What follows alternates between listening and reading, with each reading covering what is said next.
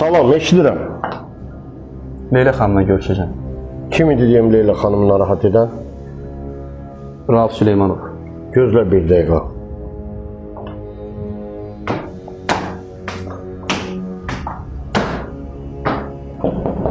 Buyur. Leyla xanım, Rauf adlı bir nəfər sizi görmək istəyir. Rauf.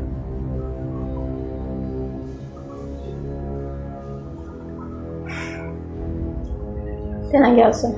Oldu. Elşən. Bəli Leyla xanım. Oldu. Oldu.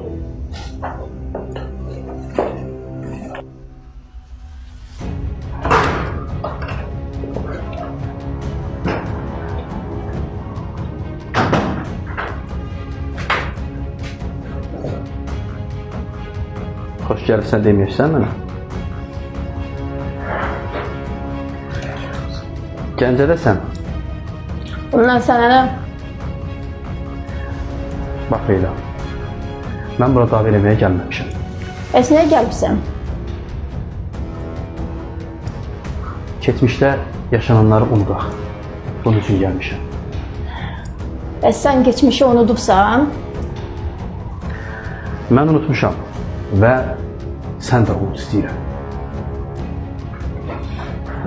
Sən çox vicdansız adamsan. Niyə? Ailəsi ola o qadından gəzdiyinə görə. Bundan sənə nə? O qadının adını çəkmə. Çünki o qadın səni kimi əxlaqsız deyil. Nə? Mənəm? Yalandır mı? Elşən! Bir də bunu eləmə. Səni dilim eləyərəm.